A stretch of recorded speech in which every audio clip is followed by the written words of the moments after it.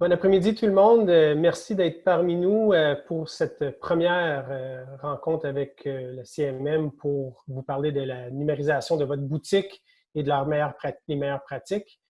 C'est vraiment un honneur pour nous, puis je veux sincèrement remercier les gens du CMM et de Techno Montréal pour le privilège d'être avec vous cet après-midi pour la prochaine heure, où on va faire vraiment un effort pour vous ramener le plus rapidement possible vers les types de pratiques que nous, on a remarqué au Centre québécois d'innovation en commerce, qui sont les plus porteurs pour aider vos commerces à faire ce virage, ce fameux virage numérique-là. On sait que dans les circonstances qu'on a présentement économiquement, on ne peut pas se permettre d'échapper un seul client et d'être pertinent envers eux est plus important que jamais.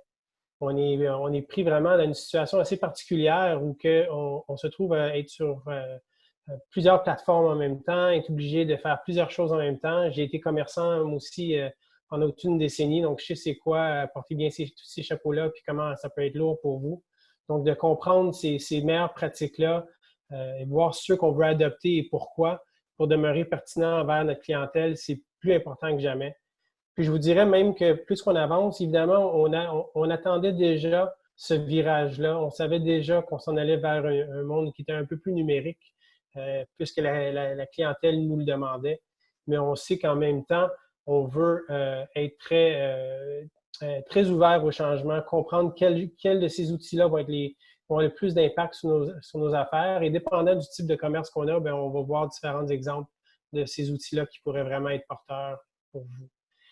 Aussi, je pense que l'important, c'est de rester ouvert dans le contexte que on ne sait pas ce que le futur nous réserve au niveau des ouvertures, fermetures de commerce, les restrictions d'accès qu'on a déjà en place, combien de temps ça va durer. Donc, ces outils-là vont être vraiment, vraiment importants pour vous. Et puis, mes collègues vont vous en parler sous peu. Peut-être juste deux mots pour vous parler un peu du CQIC avant de passer la parole à notre hôte Sylvain de la communauté qui va métropolitaine de Montréal. Mais nous autres, notre vision et notre mission, bon, là ici, le Centre québécois, en fait, découle d'une initiative qui était de rassembler des technologies en commerce intelligent pour accompagner justement les commerçants. On relève de Techno Montréal et on est là vraiment pour propulser les solutions, mais surtout les contextualiser puis s'assurer qu'ils sont pertinents pour vos besoins.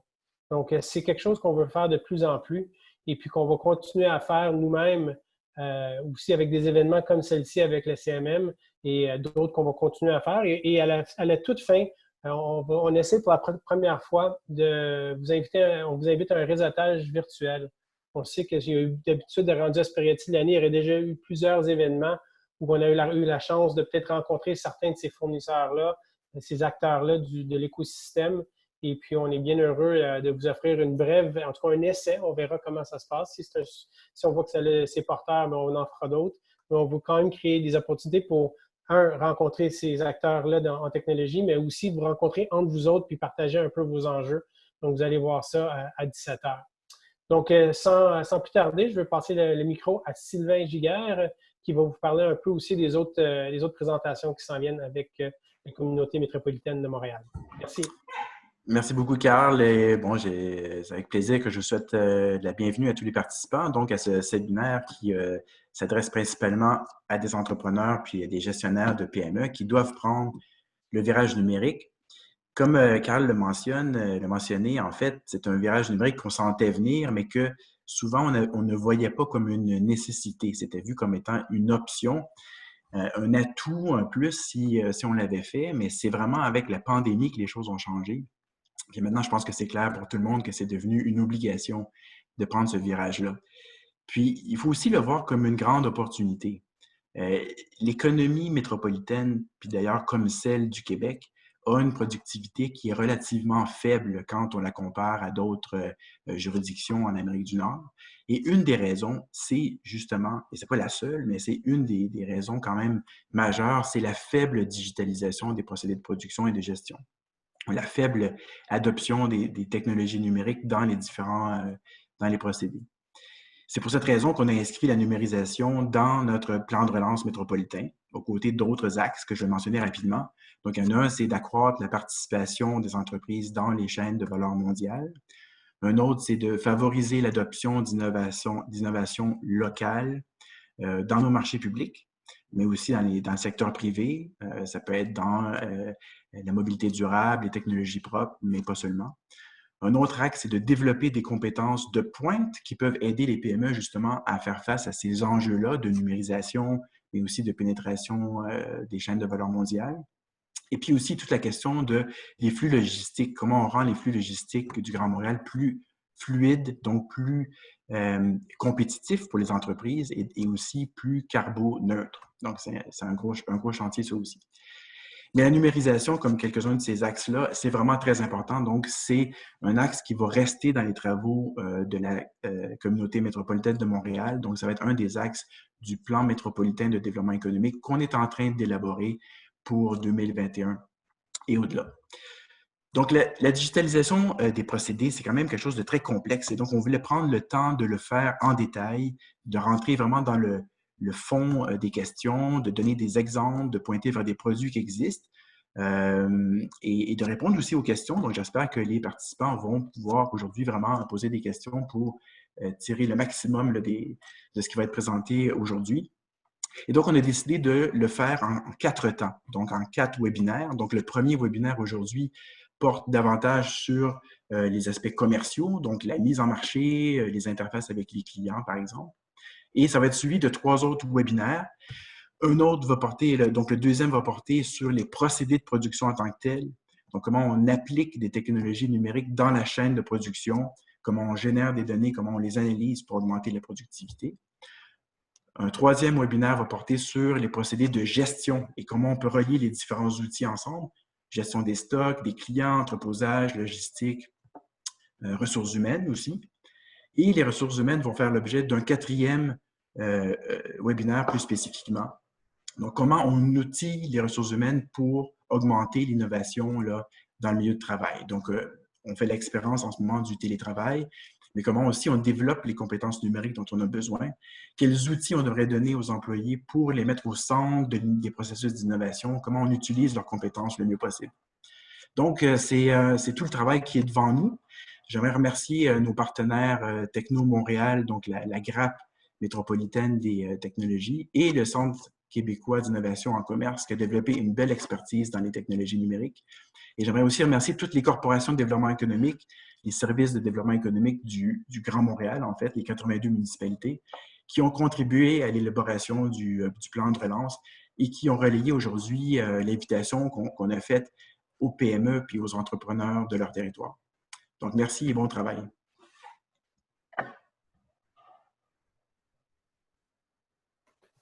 Merci beaucoup, Sylvain. Très apprécié encore de nous accueillir. Donc, je vais passer la parole maintenant à Héloïse qui va démarrer un peu sur les enjeux de ce qui s'en vient et les solutions qu'on lui apporte. À toi, Héloïse. Parfait. Donc, on a tous été très heureux quand l'ouverture des magasins a été annoncée. Puis, pour certains, ça a été un vent de soulagement, ce qui est très compréhensible. Mais il ne faut pas oublier, par contre, qu'on risque malheureusement d'avoir une deuxième vague. On a pu voir dans les dernières semaines les événements qui se sont passés sur la Rive-Sud, sur la Rive-Nord. Donc, dans le fond, l'ouverture de magasins, ça ne doit vraiment pas signifier la fin de la numérisation. Sinon, on va passer à côté du bateau, puis on ne va pas mettre les outils de notre côté.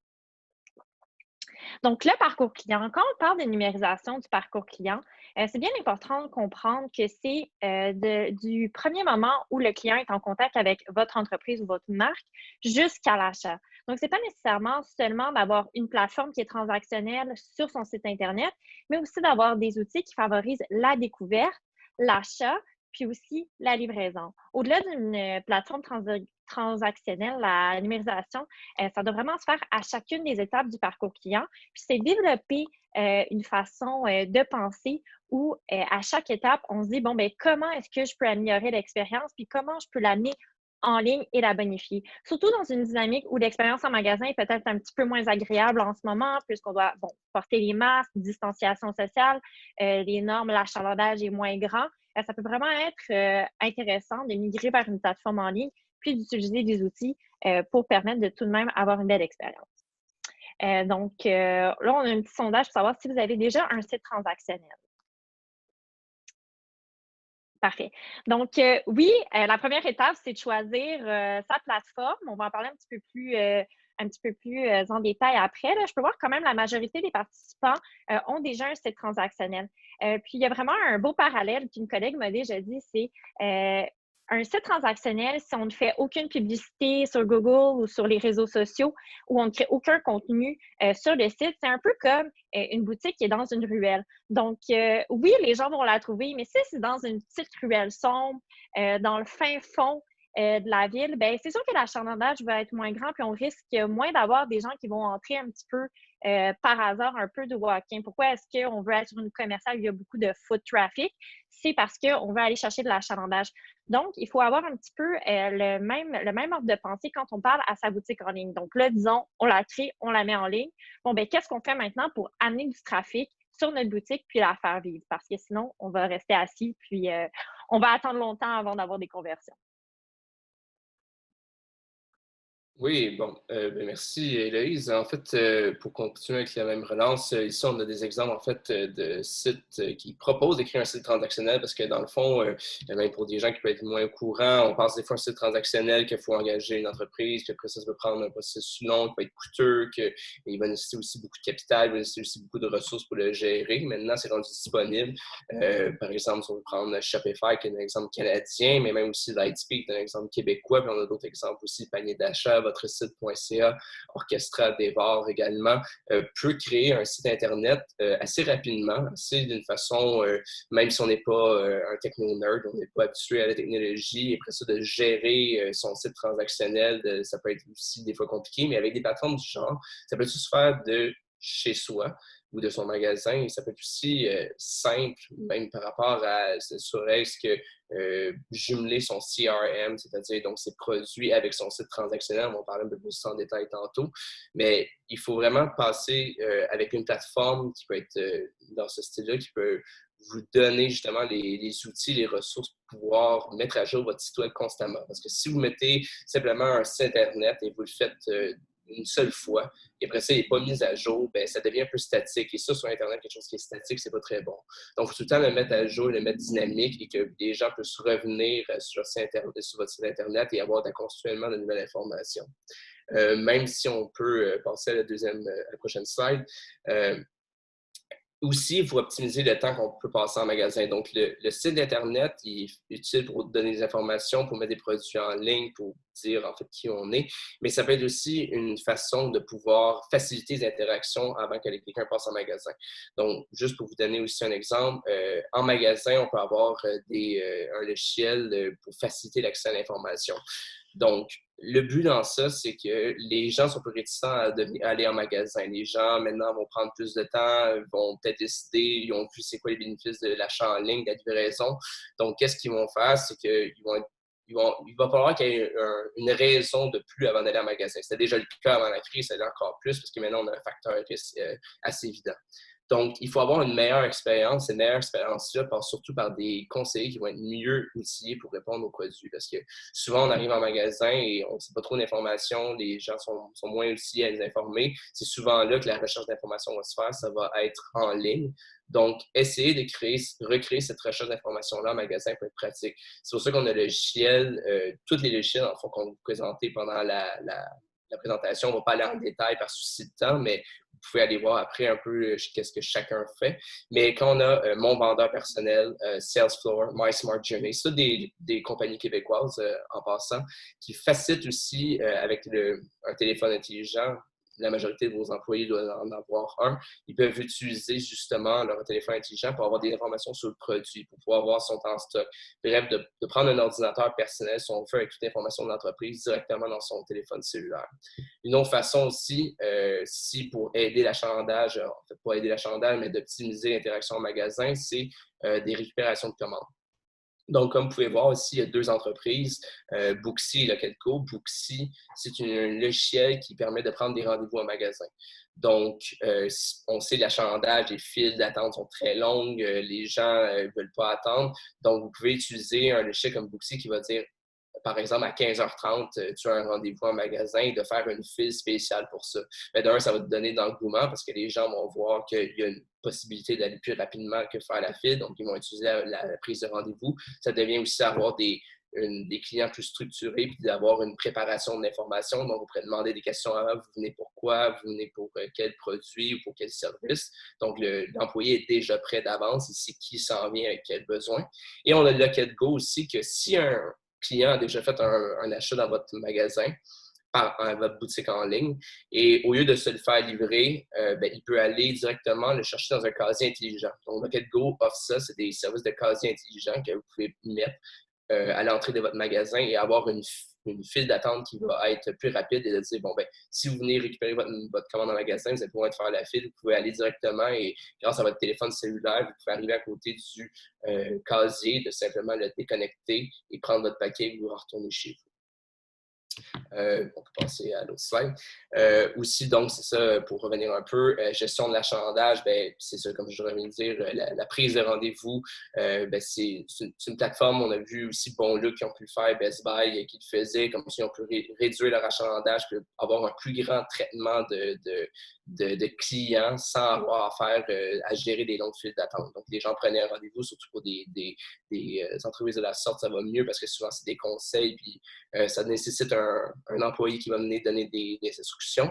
Et aussi, le beau piste, comme au risque de me répéter, mais c'est de permettre de diminuer les coûts de livraison, permet aussi d'obtenir leur commande plus rapidement. Puis aussi, c'est important de créer vraiment une file d'attente différente parce qu'on a vu des fois dans les magasins que les gens venaient récupérer une commande, mais ils devaient faire la longue file d'attente comme si c'était un client régulier. Donc, l'avantage d'avoir une prise de commande en magasin devient caduc rendu là. Passé.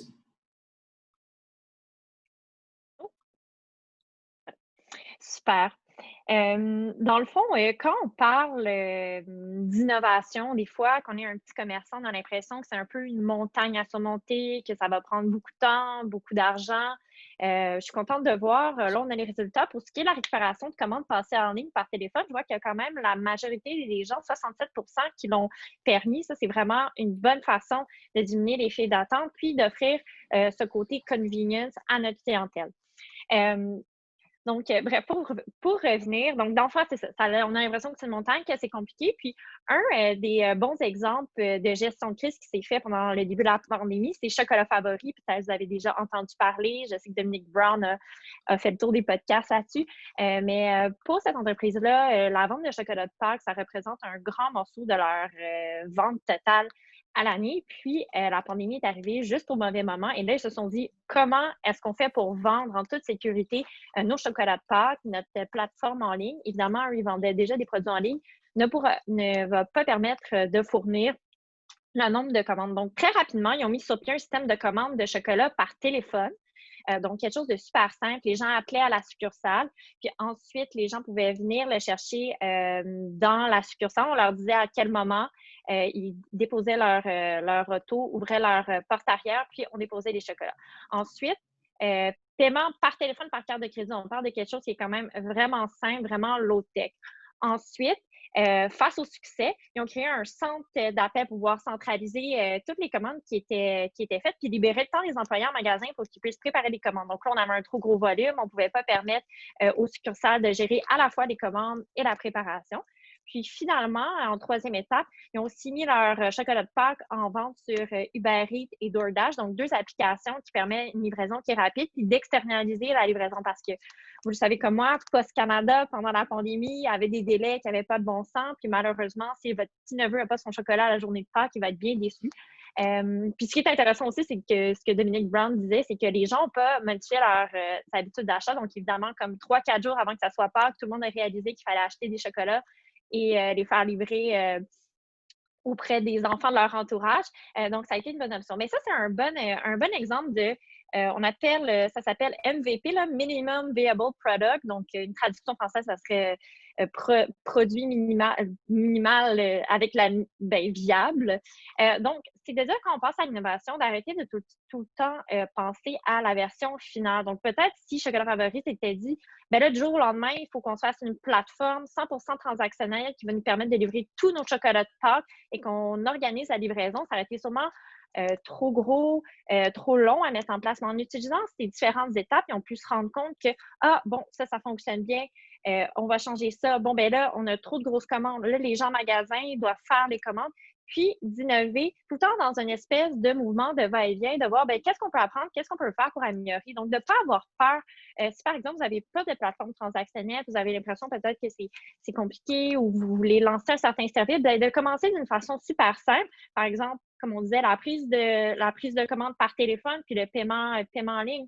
Ou on va en parler un petit peu plus tôt, tout ce qui est pendant la pandémie, des consultations vidéo. En premier, ça peut être simplement, vous faites un calendrier, vous bookez des rendez-vous Zoom par email, puis ça vous permet déjà d'offrir le service, puis de voir et de vous améliorer. Donc, vraiment, ne pas avoir peur d'innover, puis de tout le temps commencer par des petites étapes. C'est sûr que les chocolats favoris sont très gros, mais c'est vraiment un bon exemple de comment ils ont pu commencer simplement, puis ont réussi finalement à tout de même écouler une bonne partie de leur stock. C'est sûr que ça n'a pas été la meilleure année, mais ça leur a permis de se sauver de plusieurs pertes.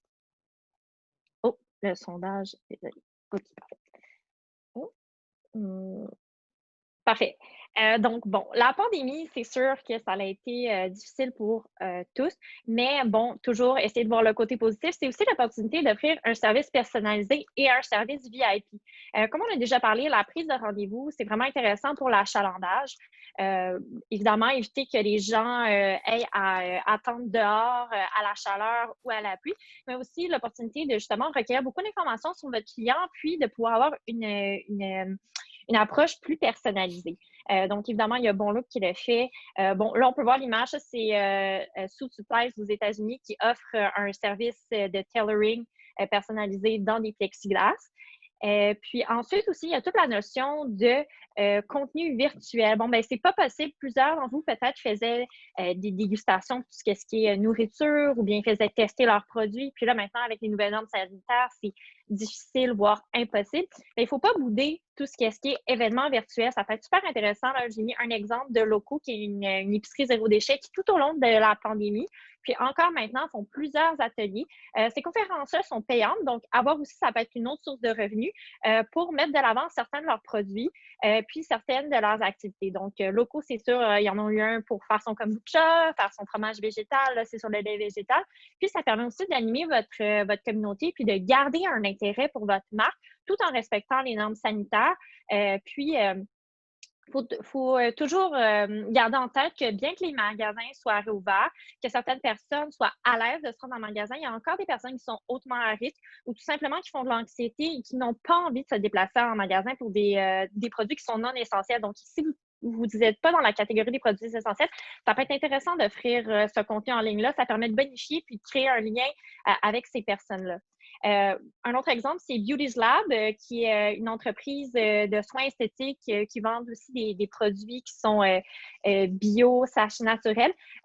Cours en ligne qui sont payants. On fait plusieurs conférences. Ils font des consultations aussi Zoom gratuites de 20 minutes pour analyser votre peau. Donc, des services qui étaient déjà offerts en boutique, mais là, qui est offert en ligne. Donc, vraiment à penser. Si, évidemment, pour certains services, c'est peut-être plus difficile, mais de voir comment vous pouvez twister. Est-ce que c'est intéressant? Puis, encore une fois, comme je vous disais, low-tech, vous pouvez commencer par tout simplement demander aux gens qui sont intéressés, vous envoyez un email, vous leur bookez un meeting Zoom, vous voyez la première semaine comment ça va. Puis si c'est un succès, là, on migre vers une plateforme un peu comme Booksy, puis on va vous présenter d'autres plateformes aussi de live shopping qui vous permettent de lier votre site transactionnel à votre plateforme vidéo. Super intéressant. Donc, toujours penser, c'est quoi la première étape? Comment je peux le tester? Puis, où est-ce que je peux aller avec ça? Donc, le live shopping, qu'est-ce que c'est? C'est omniprésent en Asie, en Chine. Ça a explosé pendant la pandémie. Même les fermiers l'utilisaient pour vendre leurs légumes. Dans le fond, c'est un peu comme on fait aujourd'hui un webinaire, sauf que ça va être connecté avec la plateforme e-commerce. Donc, par exemple, là, je dirais, acheter ce produit X-là.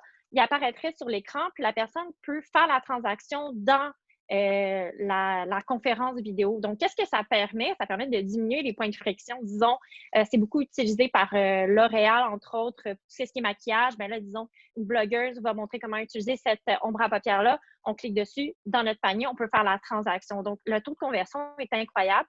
Ça permet plus avec le un peu une évolution de tout le contenu YouTube, les Instagram Live, les Facebook Live, qui nous permet justement de connecter avec notre plateforme. Et puis là, bon, évidemment, toujours ce qu'on nous dit quand on présente, OK, en Chine, ils font ça, mais est-ce que c'est accessible pour les petits commerçants? Très heureuse de voir pendant la pandémie que justement, Chaussures du Puy, qui est quand même un petit détaillant, offrait des rendez-vous par vidéoconférence pour justement montrer leurs produits, puis discuter avec leur clientèle. Donc, même si vous n'avez pas nécessairement la plateforme qui permet de faire l'achat en ligne de live shopping, juste offrir un service de live shopping. Par exemple, on prend un rendez-vous vidéo, là, un de vos vendeurs ou vous-même, vous présentez les produits, vous répondez aux clients. Ça peut vraiment donner une valeur ajoutée puis permettre aux clients qui n'ont pas nécessairement envie de se rendre en magasin, d'avoir tout de même une expérience intéressante, puis tout en nous permettant de diminuer l'achalandage. Donc, deux solutions de live shopping québécoises. Donc, LiveScale, qui a des clients à travers le monde, à travers le globe, notamment L'Oréal, qui est disponible sur le marketplace de Shopify. Donc, évidemment, si vous êtes déjà un petit peu... si vous connaissez un petit peu comment Shopify fonctionne, il y a plein d'applications qui peuvent après se rajouter à votre plateforme. Donc, justement, ça permet de connecter votre site e-commerce. Donc, vous partez une séance de live shopping sur votre site, puis après ça, les gens peuvent acheter directement. Puis, Spocky, qui est aussi une entreprise québécoise, eux, c'est beaucoup plus du one-on-one. Donc, ça vous permet vraiment de optimiser votre force de vente. Donc, peut-être qu'en magasin, vous avez des vendeurs en ce moment qui ont plus ou moins un achalandage intéressant. Bien là, ils peuvent booker des rendez-vous avec des clients puis devenir un peu des virtual personal shoppers, donc une expérience de shopping personnel. Donc, par exemple, je pourrais prendre un rendez-vous avec mon collègue Henri, puis lui dire, bien là, je recherche tel type de chandail, j'ai vu sur le site Internet, et là, la personne, le vendeur peut montrer, dire avec quoi ça s'agence, c'est quoi les tailles qui restent. Donc, on va vraiment plus loin que simplement visualiser le site Internet. Puis, on a toujours des petites questions. Ça a l'air de quoi en vrai? C'est quoi la vraie couleur? Même au niveau de la texture, des fois, une image léchée qui a été prise en studio versus ça a l'air de quoi en boutique. Mais ça permet de se rapprocher vraiment d'une expérience en magasin et d'être intéressant. Puis là, je vois qu'il y a quand même 39% des gens qui ont fait des événements virtuels pendant la pandémie. Super intéressant. Et voilà. Oui, merci. En fait, ça, quand je discutais tantôt, un site Internet ou même votre présence en ligne en général, ça ne doit jamais être statique. Donc, seulement avoir un site Internet transactionnel, c'est jamais assez. Il faut tout le temps le nourrir, il faut l'alimenter, puis à chaque point du parcours de l'utilisateur, de l'acheteur, finalement. Ici, on a fait une petite timeline, en fait, mais l'essentiel qu'il faut retenir de ça, c'est présentement, maintenant, quand un consommateur veut chercher un produit, souvent il va aller sur Internet, il va aller sur Google, il va commencer à chercher un produit. Donc, je ne sais pas, moi, justement, pour revenir dans la même catégorie, des chaussures. Bon, mais déjà là, on a vu pendant la pandémie, même moi, des expériences personnelles, j'ai vu des gens que leur Google sur Google Maps ou sur la recherche Google n'était pas présent. J'avais des magasins que je connaissais, que je voyais, par exemple, des fois sur le panier bleu, mais après ça, quand j'arrivais sur Google, leurs heures d'ouverture n'étaient pas optimisées, leur site Internet n'était pas affiché. Donc, il faut être sûr vraiment d'être optimisé déjà sur des moteurs de recherche comme Google. Après ça, quand les gens sont capables de vous trouver, vous pouvez déjà utiliser, ils arrivent sur votre site Internet, il faut que vous soyez capable de communiquer avec eux. Donc, c'est pour ça qu'on a marqué Web to Store, prise en charge avant de se rendre en magasin. C'est là, par exemple, des exemples de chatbot. Donc, si vous avez un chatbot et vous êtes capable de discuter avec vos clients et ils sont capables de dire, par exemple, avec un pop-up, qu'est-ce que tu as besoin d'interagir avec eux? Et, par exemple, si on fait un retour avec Booksy, qui est une prise de rendez-vous, de pouvoir discuter avec eux sur un chatbot et dire, voulez-vous prendre un rendez-vous en magasin? J'ai vu des salons de coiffeurs qui ont pu faire ça. Il y avait un chatbot et après ça, il parlait avec les clients, qu'est-ce que vous avez besoin, prenez une prise de rendez-vous et après ça, le rendez-vous était sidéré. Ils n'ont pas besoin d'aller rien faire. Un autre exemple aussi qui est bon pour donner du contenu, pour générer aussi de l'interaction avec vos usagers, c'est l'évaluation des options. Donc, ce qu'on veut dire, c'est avoir des évaluations de vos produits. Donc, avoir des personnes qui peuvent laisser des commentaires, peuvent laisser un rating, des étoiles ou une cote. Il y a beaucoup de gens qui sont réticents par rapport à ça, de ne pas laisser les gens interagir, mais c'est que ça donne vraiment une façon, on ne rentre pas dans les détails, mais ça donne une façon vraiment des utilisateurs de pouvoir dire qu'est-ce qu'ils ont aimé, qu'est-ce qu'ils ont moins aimé. Donc, vous, de un, ça vous donne du feedback. Et de deux aussi, ça génère du contenu pour que votre site soit mieux placé, si on veut, dans Google et que les gens puissent voir, d'un, avoir un sentiment de confiance, comme on a marqué, de pouvoir dire « Ah ben si telle personne a aimé tel produit, voici ce qu'elle a moins aimé. » Il y a beaucoup de compagnies québécoises qui ne le font pas, mais ils devraient vraiment continuer à le faire parce que, bref, ça génère du contenu et les gens vont avoir un sentiment plus de confiance que, comme on disait, avoir un simple page statique, ça te semble un peu bizarre. Puis finalement aussi, prise de décision. Donc, s'il y a des notifications aussi, il faut toujours essayer d'aller rechercher le consommateur parce qu'on le sait, on est sur Internet, on fait une recherche, on ferme notre site Internet. Après ça, on pense à autre chose, on oublie. Après ça, on oublie un peu notre commande ou même après ça, on voit un autre élément qui va nous faire penser, puis on a oublié notre commande initiale. Ça, ce que ça peut faire, c'est de dire, par exemple, si quelqu'un a ajouté dans son panier d'achat une commande, bien que si quelqu'un s'en va, d'être capable de dire, envoyer un courriel à cette personne-là, de dire « Hey, tu as oublié quelque chose dans ton panier d'achat » ou de sortir un petit pop-up la prochaine fois qu'il va rentrer sur le site Internet, de dire « Hey, la dernière fois que tu as quitté, tu avais oublié de finir ta commande. » C'est plein de petits trucs comme ça que les gens devraient commencer à utiliser un peu plus, les commerçants, parce que c'est tous ces petits parcours d'achat-là. Il ne faut jamais voir rien en silo. Tout ça est une expérience qui englobe tout. Et c'est chaque petit truc comme ça qu'après ça, les gens vont dire comme « Ah oui, OK, là, je me souviens déjà de ce commerçant-là » ou « Ah oui, je me souviens de cette commande-là. » Un autre exemple de ça, bien justement, je parlais des chatbots, faciliter l'expérience en ligne, aider. Qui est une entreprise québécoise qui, elle aussi, travaille avec beaucoup d'entreprises à travers le monde. Ils sont vraiment en train de se développer à une vitesse, surtout pendant la crise, ça a été figurant. Et aussi, si vous êtes membre du panier bleu, mais présentement, c'est gratuit pour les membres du panier bleu. Ce que Aider font, c'est que c'est un chatbot, comme vous pouvez voir, que quand on va être sur Facebook, Facebook, le Messenger, donc le chat de Facebook, va envoyer une question ou un commentaire à l'utilisateur et il va dire est-ce que vous avez besoin d'aide ou quelque chose? Et là, l'utilisateur peut répondre, comme ici on a une voix, on a un exemple de raquette, l'utilisateur peut répondre et déjà le chatbot, vu qu'il utilise l'intelligence artificielle, va être capable de détecter qu'est-ce que l'utilisateur a besoin. Même si l'utilisateur même si le AD n'est pas capable de répondre à la question de l'utilisateur, ce que ça va faire, c'est que ça va envoyer une notification à un employé du magasin. Et ça, cet employé-là va pouvoir après ça prendre le relais et répondre voici ce que vous avez besoin. Mais déjà, ça fait déjà un grand premier pas que l'utilisateur peut faire sans avoir intervention d'un humain, puis ça devient très pratique. Puis aussi, juste pour ajouter, les achats sont intégrés. Donc, on peut voir avec on peut faire add to cart, disons, ajouter au panier, puis la personne va faire sa transaction toujours dans son application de messagerie. Donc, quand on dit vraiment zéro friction, là, ça, c'est dur à battre. Oui, vraiment. Oui, puis en fait, c'est dans le même principe, en fait, si je peux continuer, c'est dans le même principe même ici que le live shopping. Le live shopping, le but, c'est de faire un webinaire comme ça, mais que pendant qu'on présente, il y a des produits soient déjà dans le webinaire, on peut se cliquer, on peut s'acheter directement quand on continue la conversation.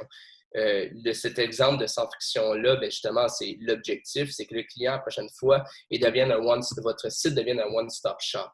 Donc, s'il se rend directement sur votre site la prochaine fois, infolette, publication de contenu pertinent sur les réseaux sociaux, valorisant la récurrence, pardon. Un bel exemple de ça, c'est Ricardo, qui, si vous pouvez prendre un exemple assez simple, c'est quand on pense à la cuisine au Québec, on pense à Ricardo. Si vous marquez recette de n'importe quoi, le premier résultat qui va apparaître ou un des premiers résultats, ça va être Ricardo.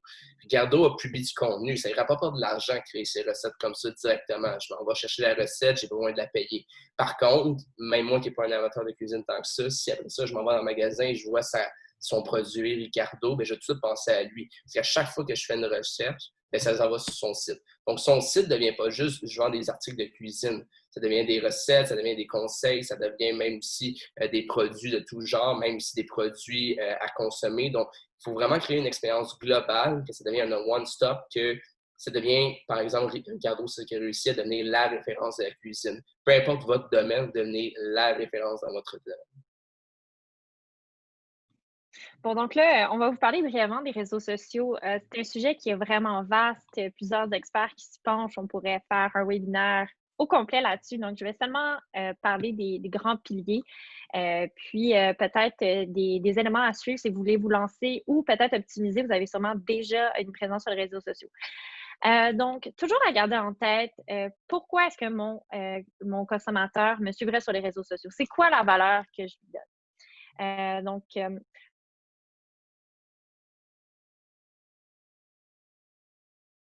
des centaines, voire des milliers de marques d'entreprises sur les réseaux, mais celles avec lesquelles on accroche, on interagit, qu'on va liker, qu'on va commenter, il y en a très peu, voire ça se compte sur les doigts d'une main. Puis pourquoi on interagit avec eux? C'est souvent parce qu'ils créent du contenu qui vient nous chercher, ils partagent des choses qui sont utiles ou encore qui sont drôles, donc ils nous donnent de la valeur. Donc ici, j'ai mis un petit exemple, Prana, qui est une marque québécoise qu'on adore, crée beaucoup de contenu intéressant sur la plateforme. Donc, dépendamment des étapes du parcours du client, il va rechercher différentes choses dans votre contenu. Donc, quand on est au début, on fait des recherches ou même avant même de savoir qu'on a peut-être ce besoin-là, c'est tout le niveau de l'inspiration. On veut capter l'attention, on veut inspirer. Bon, c'est sûr que j'ai pris un exemple qui est dans la nourriture. C'est vraiment facile de donner l'eau à la bouche et de capter l'attention, mais toujours des images, pas nécessairement qui vont être centrées sur le produit, mais qui vont donner une idée très mode de vie. Là, c'est sûr que c'est des images, c'est pris de Instagram. Comme on sait, chaque plateforme a quand même ses caractéristiques différentes, mais c'est assez général. Bon, ensuite, quand on évalue des options, quand on est en train de magasiner, de chercher, maintenant, on s'intéresse un petit peu plus à c'est quoi les caractéristiques d'un produit. On compare peut-être 3-4 éléments. Donc, c'est sûr que là, d'avoir sous les yeux un contenu qui vient vraiment décrire c'est quoi le produit, me dire, disons ici, que c'est vegan, qu'il n'y a pas d'OGM, bien, ça va peut-être venir me convaincre, ça va me réconforter dans mon choix. De l'éducation aussi, dépendamment c'est quoi vos produits. Surtout dans une notion, là, on est chanceux, on a une belle vague avec le panier bleu, une belle vague d'amour pour l'achat local. Bien, des fois, évidemment, ce qu'on entend souvent à tort et à travers, c'est que l'achat local, c'est plus dispendieux. Mais si c'est plus dispendieux, c'est qu'il y a des raisons. Souvent, le coût de fabrication, le coût des matériaux. Un bon exemple, Rose Bouddha, qui est une entreprise qui fait des leggings qui sont éco-responsables, qui sont sérigraphiés. On fait un super beau vidéo. C'était vraiment juste la propriétaire qui expliquait pourquoi est-ce que nos leggings sont si chers, puis pourquoi ils ont augmenté le prix. Elle expliquait avec une belle transparence, bien, c'est parce que les matériaux, la confection qui se fait à Montréal, la sérigraphie qui se fait des deux côtés. Puis après ça, les commentaires, bien, les gens étaient comme, on comprend, c'est bon, c'est cher, mais on comprend pourquoi c'est cher. Donc, n'ayez pas peur d'avoir de la transparence, puis d'expliquer clairement pourquoi est-ce que vous utilisez tel matériau ou pourquoi vous faites vos produits sont produits au Québec ou quelles sont les raisons pourquoi vous êtes seulement distribué en ligne ou seulement distribué à tel endroit parce que c'est un produit X, Y, Z. Donc, vraiment, quand on communique tout ce qui s'est attrait à notre produit, à notre prix, la transparence est toujours à mettre de l'avant. Puis, évidemment, bien, le côté local, on ne pourra pas le dire encore plus souvent, c'était déjà important, mais là, avec le panier bleu, il faut être fier de Québécois, il faut être fier d'avoir des produits d'ici puis les mettre de l'avant. Mais il ne faut pas oublier que, bon, bien que ça soit un argument qui peut faciliter la vente pour d'autres personnes, peut-être que le prix ou le temps d'attente, disons que la livraison n'est pas aussi rapide que sur d'autres plateformes, ça peut être quelque chose qui peut faire pencher la balance, donc d'être clair, de dire, bon, bien, regardez, la livraison, ça va prendre tant de temps, mais X, Y, Z, on est québécois, on est fait ici, ça vaut peut-être la peine d'attendre une semaine de plus pour avoir un produit local et fait avec amour. Donc, ça, c'est pour l'évaluation des options. Puis ensuite, pour tout ce qui est de la prise de décision, ben, on veut juste confirmer le choix de nos consommateurs, puis leur donner envie de passer à l'acte. Donc, tout ce qui est inspiration, des témoignages de nos clients. Ça peut être intéressant aussi. Tout ce qui est le contenu qui est généré par les utilisateurs. Donc, si vous êtes identifié sur les réseaux sociaux, que ce soit Instagram ou Facebook, partagez. Ben, toujours mieux de demander le consentement aux personnes. On leur écrit un petit message privé. « Hey, est-ce que c'est correct si je partage ta photo? » Puis le partager, ça donne envie. On crée une communauté. On montre qu'il y a d'autres clients qui aiment nos produits puis qui partagent leur amour. Donc, n'ayez pas peur.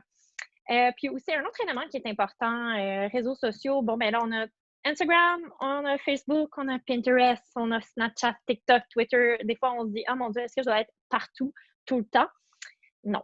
Moi, ce que je conseille personnellement, c'est de commencer à vraiment choisir une des plateformes sur laquelle le fit est le meilleur avec votre service, votre produit, où vous avez déjà une communauté, puis mettez tous vos efforts là-dessus. Vaut mieux être seulement sur Facebook ou seulement sur Instagram, mais bien utiliser la plateforme, créer du contenu qui est intéressant, interagir avec notre clientèle, que d'être sur 3-4 plateformes, puis là, on les alimente pas ou on publie toujours le même contenu sur les plateformes, puis là, on n'a comme pas un bon retour, puis on est un peu déçus. Aussi, pour tout ce qui est des groupes Facebook, on a pu voir monter leur popularité, puis leur intérêt. Oui, ça peut être intéressant pour une marque ou une entreprise de créer son groupe Facebook pour créer une espèce de safe space pour sa communauté, mais il faut attendre d'avoir assez de personnes au sein de notre communauté pour que ça soit intéressant parce qu'il faut aussi voir comment on veut l'utiliser, s'il faut la nourrir.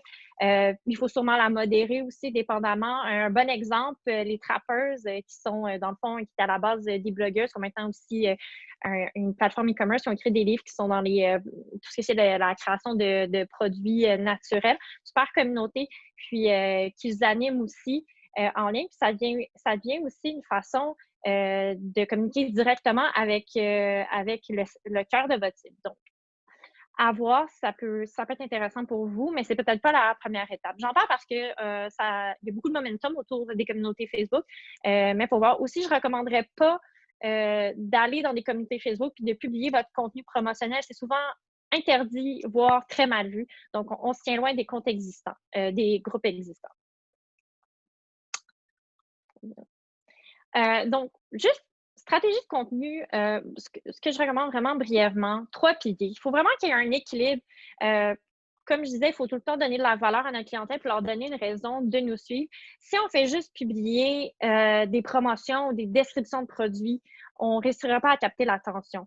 Donc, il faut vraiment donner une espèce d'équilibre entre inspirer, donc, tout ce qui est des photos qui donnent le goût, ou partager des recettes, partager des idées, des moments. Ça peut même être aussi des scènes de vie ou qu'est-ce qui se passe dans votre boutique. Disons, Maison La Vente, qui est un super bon exemple, partage souvent un petit peu les behind the scenes de l'équipe. Puis, leurs followers adorent ça. Donc, à voir si ça s'applique à votre entreprise. Informer, il ne faut pas oublier que certaines personnes viennent sur vos plateformes pour justement qu'elles soient à jour, vos heures d'ouverture, quoi que ce soit. Surtout là, avec l'achalandage qui est vraiment différent, ça peut être intéressant de dire si je ne sais pas, vous fermez à 5 heures, il est 4 heures, il y a une file dehors de peut-être 20-30 personnes, bien, d'écrire sur votre page Facebook ou Instagram, hey, il y a vraiment une grosse file.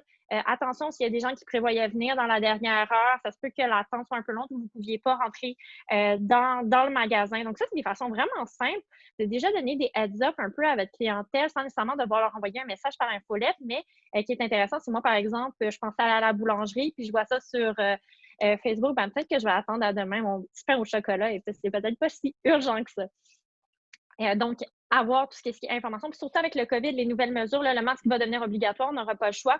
Mais si vous avez certaines mesures qui sont en place, la prise de rendez-vous ou quoi que ce soit, informez, diffusez votre information. Puis finalement, quand je dis convaincre, c'est plutôt tout ce qui est contenu qui met de l'avant les effets positifs de vos produits, leurs caractéristiques, comme je disais, tout ce qui est l'achat local, pourquoi c'est important, puis pourquoi est-ce que vous vous démarquez.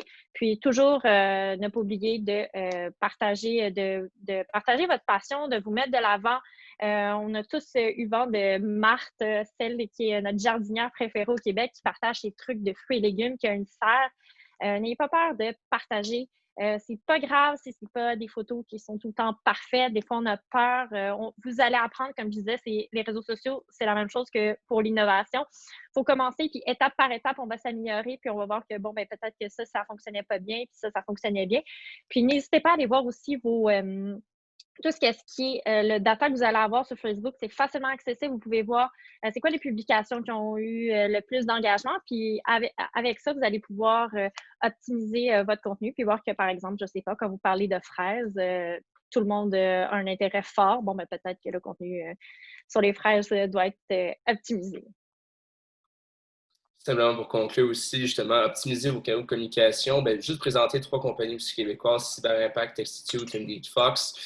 Cyber Impact, dans le fond, c'est pour faire votre infolettre mensuelle ou même hebdomadaire. Vous pouvez faire la gestion avec ça. Si votre compagnie québécoise vous permet de faire ça. Leadfox vous permet aussi d'automatiser vos actions. Donc, vous publiez quelque chose sur Facebook, vous voulez sortir un pop-up, vous voulez envoyer une infolette, il va tout le temps automatiser pour dire quand elle va sortir. Mais j'aimerais vraiment attirer l'attention, c'est Text2, qui est une plateforme par SMS. C'est quelque chose qui est vraiment pas populaire ici au Québec, de la publicité par texto, mais ça commence à devenir ça devrait commencer à devenir très utile pour un commerçant parce que tout le monde a un cellulaire, tout le monde a au moins un texto, même si ça ne nécessite pas avoir Internet, mais juste un numéro de téléphone. Et qu'est-ce qui est le fun avec ça, c'est que maintenant, les courriels, on en reçoit plein. Puis notre réflexe maintenant, c'est plus de les ouvrir, mais c'est d'éviter, même pas de se désabonner, c'est juste d'envoyer à la corbeille, puis pas vraiment les voir ou les regarder un peu comme ça. Et quand on reçoit un texto sur notre cellulaire, c'est vraiment là que ça devient plus choquant. J'utilise le mot choquant parce que oui, en même temps, il ne faut pas utiliser quelque chose qui va être trop ciblé, qui va trop sembler comme une pub parce que là, les gens vont vraiment peut sortir agressés. On a vu ça aux États-Unis, c'est arrivé. Mais on peut l'utiliser quand même. Moi, j'ai juste un exemple d'un bar que j'avais utilisé avant la pandémie, mais qu'on le voit vraiment dans un contexte de pandémie, ça aurait pu être utile. Ils nous envoyaient un numéro de texto pour nous dire « Hey, on n'a pas de place présentement, donne-moi ton numéro de téléphone. » Et là, je rentrais mon numéro de téléphone et là, je pouvais voir, par exemple, le prochain en file, ça fait 30 minutes qu'il attend. Le deuxième, ça fait 27 minutes. Donc, je peux me donner à peu près, et moi, je vois que je suis 15e. Donc là, je peux voir environ, ça me prend combien de temps avant de rentrer dans le magasin. Ça peut être quelque chose de très utile. Et c'est beaucoup plus dynamique qu'un courriel. Un courriel, on dirait que ça sent un peu lourd et les gens qui n'ont pas Internet sur leur téléphone ne peuvent pas communiquer. Mais ça devient pratique, surtout pour communiquer des informations des gens plus privilégiés. Ils viennent en magasin. Hey, pouvez-vous rentrer votre numéro de téléphone, on va vous communiquer. Et souvent, les gens, au début, un peu bizarre, mais ils vont le sentir que ça va être un peu plus simple quand ils vont vraiment sentir le besoin d'avoir une communication qui est plus immédiate parce qu'un courriel, on peut sentir que des fois, ça va être plus là. Donc, vraiment, regarder un peu de ce côté-là parce qu'aux États-Unis, c'est vraiment en vogue. Beaucoup de personnes utilisent ça, beaucoup aussi d'influenceurs utilisent ça pour communiquer et ça marche super bien. Le taux d'ouverture est au-dessus de 60%, tandis que présentement, un téléphone, pas un téléphone, pardon, mais un email, c'est dans les taux de 5% d'ouverture. Donc, c'est encore très bas par rapport à ce qu'on peut faire. Pour passer à la prochaine slide, les canaux aussi de livraison, en fait, présentement, si on peut voir, oui, merci. En fait, la livraison, le dernier kilomètre représente jusqu'à 28% du coût total du transport des marchandises individuelles. Ça, c'est une petite statistique pour vous donner une idée aussi comment la livraison, ça a été un grand enjeu. Je suis sûr que vous avez vu pendant la pandémie, surtout au pic de la pandémie, juste moi, sous ma rue, il y avait à peu près 6 camions en même temps. Donc, c'est très coûteux. Il y a beaucoup de trafic. On essaie d'optimiser ça le plus facilement possible. Et c'est pour ça aussi, si on passe à la prochaine slide, il y a plusieurs services de livraison, plusieurs services d'optimisation pour la livraison parce que c'est vraiment crucial. On sait Amazon, c'est vraiment ça le nerf de la guerre qui défend. C'est pas tant les prix, ça on se rend compte que les prix sur Amazon ne vont pas beaucoup moins cher qu'en magasin où leurs marges sont semblables, mais c'est vraiment que, et là ça s'en vient de plus en plus, par exemple à New York, c'est même plus en 24 heures, on part dans la même heure qu'ils vont être capables de livrer. Ça s'en vient tranquillement aussi à Québec, qui commence à créer de plus en plus d'entrepôts. Donc, la livraison s'en vient de plus en plus rapide et de plus en plus aussi, en fait, elle est $0 pour le consommateur. Juste pour vous donner une statistique en livraison pour Amazon, je ne me rappelle plus des chiffres exactement, mais je pense que c'était de l'ordre de 25 milliards qui étaient dépensés US pour juste la livraison en 2018. Puis au Québec, je pense que c'est 19 milliards US environ, le commerce de détail en entier. Puis même si on veut rajouter à l'impôt, comment c'est impressionnant Amazon, juste pour la livraison, elle se situerait comme la 100e économie mondiale. Donc, c'est énorme les investissements qui sont mis dans la livraison. Donc, c'est très difficile à compétitionner. Mais malgré tout, justement, la CMM, on l'a présentement avec nous pour ce webinaire-là. Ils ont travaillé très fort. Je vous avais entendu parler du service de livraison décarbonisé à Montréal en collaboration avec Jalon, Courant Plus, qu'on peut voir, Chasseur Courrier, La Roue Libre. C'est tous des joueurs qui, présentement, se sont mis ensemble pour pouvoir essayer de donner une livraison à bas prix. Il va y avoir tout le temps aussi des pain points, mais c'est vraiment quelque chose qui peut être amené de l'avant, qui peut essayer de donner une livraison rapidement. Parce que quand on a vu, moi, personnellement, j'ai eu des expériences que j'avais un produit pour un cadeau que j'ai reçu 3 semaines après. Donc, la fête était passée. Donc, côté satisfaction, c'est assez nul. C'est des fois, quand on voit, ça prend cette espèce de gestion-là de voir quel produit peut s'envoyer, c'est pour quelle raison, c'est pour ça que c'est important de communiquer à vos consommateurs. Bien entendu, tout le monde va vous donner, dire qu'ils veulent l'avoir le plus rapidement possible, mais quand on sait vraiment qu'il y a des urgences, bien, c'est bien de payer un extra pour vraiment donner une livraison qui va être rapide. Aussi, d'autres services, livraison du dernier kilomètre, on a Spaceful, Boxland, Expedigo, encore là des compagnies québécoises que eux ont des services un peu comme à la Uber. Donc, ils ont leur livreur que quand une livraison va être envoyée, il va aller chercher au magasin et après ça, ce livreur-là va aller à la personne et il va continuer comme ça en service de livraison. C'est un autre service qui est hyper pratique, qui peut vous donner vraiment un avantage sur d'autres joueurs parce que quand on a vraiment besoin d'envoyer rapidement, oui, c'est des coûts extra, mais c'est comme ça que le client va pouvoir revenir. Puis finalement aussi, si on veut aller plus dans le traditionnel, mais quand même quelque chose d'intéressant, des comparateurs de tarifs. Il y a Flagship et Mako qui, dans le fond, eux vont décider, vous les envoyer à tel endroit pour tel produit et telle grosseur. Bien, voici avec les envois plus traditionnels comme Purolator, avec Post Canada et tout, ils vont pouvoir comparer et dire bien, voici à quel prix ça revient, quel est le plus optimisé pour ton type de produit. Donc, en conclusion, on a aussi justement des ressources. Ce guide, en fait, ce webinaire-là a été basé sur un guide qu'on a fait en collaboration avec le Panier Bleu, le guide d'utilisation du parcours client. Il est disponible sur le site du Panier Bleu dans les ressources pour les commerçants, aussi sur le site de Techno Montréal. On a sorti aussi en bas à droite un nouveau rapport qui est le guide des subventions et prêts pour la relance économique. Donc, il y a eu beaucoup d'aide pendant la COVID pour les employés, pour les commerçants. Beaucoup ont terminé. Donc, on a vraiment fait un répertoire aussi, surtout des aides qui sont bonnes en innovation, dans le fond, pour toute l'année, qui étaient là avant le COVID, qui ont été bonifiées. C'est des aides que beaucoup de gens ne savent pas, mais qui sont disponibles justement sur ce guide-là. Et aussi quelques initiatives aussi du secteur gouvernemental, secteur public, parapublic, qui démontrent à l'international, qui ont pu aider les commerçants qui seraient peut-être bien aussi à adopter ici au Québec. Donc, pour des acteurs du public, c'est aussi à voir. Et finalement, on a mis en aide aussi un rapport sur les chatbots qu'on a fait et le Buy Online, Pick Up in Store. C'est des trucs qu'on a parlé aujourd'hui. Il y en a plein d'autres types de rapports qui sont disponibles sur le site de Techno Montréal. Vous pouvez aller visiter déjà sur le site. C'est tout là est gratuit. Puis c'est des ressources qu'on a pu créer à l'aide de toutes les compagnies qu'on vous a présentées aujourd'hui. Donc, voilà, des questions. Oui, bien, merci beaucoup, Henri. Merci, Héloïse. Vraiment une super présentation. On a eu des beaux commentaires déjà qui sont rentrés. Les gens qui, malheureusement, ont dû déjà quitter aussi, mais tout le monde, je reçois des messages un peu à gauche, un peu à droite. Puis, on semble trouver le contenu pertinent et concret. Donc, on espère que vous allez être capable de vous servir de certains de ces exemples-là. Une des questions qu'on a eues, c'était est-ce qu'on va être capable de partager la présentation, donc avec tous les exemples, évidemment, oui. On a vos courriels suite à votre inscription, donc on devrait être en mesure de vous faire suivre la présentation ainsi que le lien pour l'enregistrement du Zoom également. Donc, une des questions aussi qu'on a eues, Henri et Louis, c'était de savoir est-ce gratuit ou payant comme application? Et puis, je sais que évidemment, il y a personne qui travaille pour... c'est pas gratuit dans le sens qu'il y a toujours un coût associé à chacune des solutions. Par contre, ce que je peux vous dire, puis peut-être si vous voulez renchérir, soit Henri ou Héloïse, ce que je peux vous dire, c'est que je reconnais à un moment que ces compagnies-là sont très ouvertes à regarder ensemble les façons de rendre leur technologie accessible. Ils ont vraiment un appétit, ils reconnaissent l'opportunité, puis ils ont vraiment un appétit de rentrer dans le marché. Ce qui est aussi un peu triste à dire souvent, c'est que ces technologies-là sont d'habitude rayonnent ailleurs que Montréal ou qui sont basées ou au Québec ou qui sont basées. Souvent, ils vont avoir plus de demandes à l'extérieur pour des raisons, on ne le sait pas trop.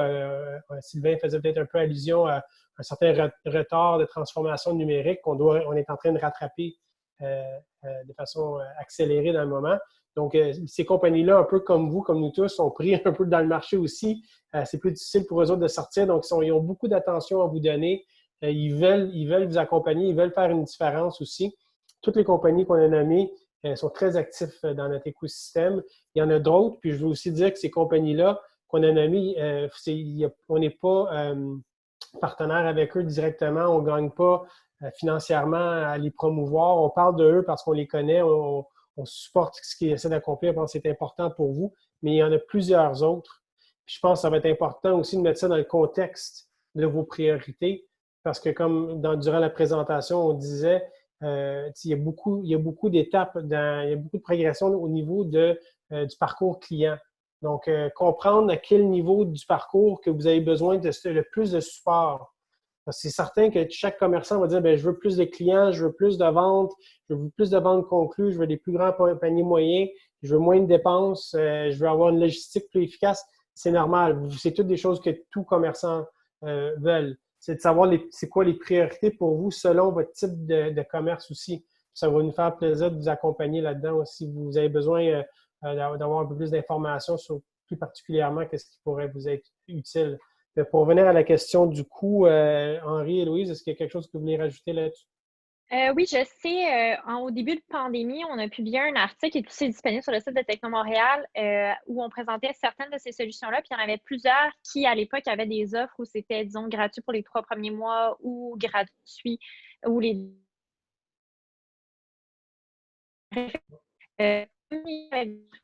certains tarifs référentiels sont encore en vigueur ou justement qui sont prêtes à faire des exceptions. Je sais qu'il y en a pour plusieurs qui veulent vraiment être là pour aider les commerçants puis qui sont prêts peut-être à négocier pour certains trucs. Mais on tient à dire que nous, on demande tout le temps aux entreprises est-ce que c'est une solution qui est accessible pour un petit commerçant, pour une petite PME. Puis tous ceux qu'on vous a présentés nous ont dit oui, c'est des tarifs qui sont accessibles. Donc, on ne vous a rien présenté qui est seulement… Quand on donne des exemples, disons oui, L'Oréal l'utilise, mais ils ont aussi des tarifs pour des petits joueurs. Par exemple, LifeScale est utilisé par Beauty Lab que je vous ai montré qui est un tout petit salon d'esthétique. Donc, c'est bon à savoir aussi. Merci Louise. Henri, avais-tu quelque chose que tu voulais rajouter là-dessus? Ou? Non, mais la même chose, en fait, en terminant, je veux dire que c'est pour avoir parlé pendant la crise, tout le monde était en fait en bas de combat, mais on a parlé avec beaucoup d'entrepreneurs aussi qui veulent justement mettre leurs solutions, qui sont souvent capables d'innover avec des plus gros joueurs, mais qui veulent tout le temps aider avec des plus petits joueurs aussi au Québec. Puis là, présentement, je pense que le besoin est vraiment criant. Puis ils ont vraiment, personnellement, ils ont vraiment une volonté à vouloir aider le Québec parce qu'ils trouvent ça dommage d'avoir des personnes qui pourraient perdre justement leur emploi, qui pourraient perdre des activités économiques juste parce qu'ils n'ont pas la technologie nécessaire. Mais la technologie est tellement accessible et rendue tellement abordable. C'est plus dans les mêmes années que ça coûtait des milliers de dollars pour implémenter. Puis tout souvent, c'est abonnement. Fait qu'à la limite, on essaye. Puis souvent, il y a des essais de 1 mois ou peu importe. On essaye. Si ça ne fonctionne pas, on peut passer à autre chose. On peut essayer quelque chose d'autre. Il y a plein de solutions. Ça dépend de votre business. Puis c'est vraiment voir laquelle est le meilleur fit pour vous. Puis il n'y a pas d'autre façon que de les essayer. Puis c'est vraiment libre à vous après ça. Super. Puis je vois encore des commentaires qui rentrent, dont Stéphanie de la face cachée de la pomme, que j'adore. En passant, Stéphanie, je suis content que tu es là. Et puis Isabelle aussi, tout le monde trouve ça vraiment intéressant. Je pense que ce que j'aime, c'est si encore si ça peut vous inspirer. C'est le but, hein, en 1 heure, on ne peut pas tout vous dévoiler en détail. Louise a dit juste les médias sociaux, c'est déjà, on dit 1 heure, c'est des journées, des semaines d'information. Il y a des formations universitaires quasiment complètes qui se donnent sur ce sujet-là. Donc, le but, ce n'était pas nécessairement de vous donner toute l'information. Je pense que c'est trop. On voulait faire quand même un survol pour qu'il y ait une certaine appréciation des étapes du parcours client et puis comment, à chaque point de ces étapes-là, on peut vous supporter, pas en remplaçant nécessairement les côtés humains. Je pense que ce qui est important, c'est de savoir que ces technologies-là, surtout, ce qu'ils font, c'est qu'ils amplifient les capacités. Donc, de rejoindre vos clients, de prendre votre message, puis de juste s'assurer qu'il rayonne plus loin ou qu'il est plus pertinent pour les bons clients. Donc, c'est pas penser que ces technologies-là vont vous enlever nécessairement ou remplacer des tâches humaines. Au contraire, ils vont juste les rendre plus efficaces. C'est de même qu'il faut le voir. Puis aussi, il faut faire attention quand on évalue ces solutions-là, oui, c'est la mise en place de la plateforme de la solution est quand même, dans certains cas, assez simple, dans d'autres plus complexes, mais c'est l'entretien, et Henri a fait référence plutôt, c'est de savoir que quand on fait une transformation numérique comme celle-là, la technologie, en fait, c'est juste une petite partie de la transformation. La grande partie de la transformation, c'est vos réflexes, vos comportements envers de l'entretien de ces outils-là. Puis ce qu'on remarque, nous autres, d'habitude, par les commerçants qui réussissent mieux à les approprier et les utiliser à leur faveur, c'est parce que vraiment, ça fait partie de plus en plus de leur réflexe. Puis la consommatrice, le consommateur s'en va là. On sait que comme commerçant, il faut les appuyer, il faut les suivre, il faut développer pas juste la technologie, mais les réflexes, les cultures internes pour être capable de bien supporter toutes ces belles initiatives-là. Donc, on arrive à 5 heures. Je veux me remercier encore tout le monde, et Louise, Henri, Sylvain, l'opportunité que la CMM et Techno-Montréal nous ont donnée d'être avec vous aujourd'hui. Et pour une première fois, comme je le disais en entrée de jeu, on voulait vous offrir une opportunité de réseauter. Donc, même entre vous autres, si vous voulez rester, ce que vous allez voir, c'est quand on va fermer le Zoom, il va y avoir un sondage juste pour voir comment vous avez apprécié l'événement, un très court sondage. Et puis aussi un lien pour un site qui s'appelle Remo, R-E-M-O, qui est malheureusement n'est pas québécois, mais c'est une solution simple qu'on a pu au moins utiliser pour vous permettre de réseauter. Vous allez avoir quelques minutes juste pour qu'ils vous familiarisent avec le processus, mais c'est très simple, c'est très intuitif. C'est une salle, en fait, avec des tables et des chaises. Vous allez voir qui est autour d'une table avec des images et des descriptions. Et puis, vous allez être en mesure de juste cliquer sur une chaise puis vous joindre à la table. Comme vous voyez présentement les visages autour de vous, bien, vous allez vous joindre à une table et on pourrait jaser pour encore une demi-heure, voir s'il y a d'autres questions, si vous voulez aller un peu plus loin sur certains des points ou juste apprendre à se connaître. Donc, merci beaucoup tout le monde. C'est très, très, très apprécié. Et puis, on se retrouve sur la plateforme Remo dans quelques minutes. Merci.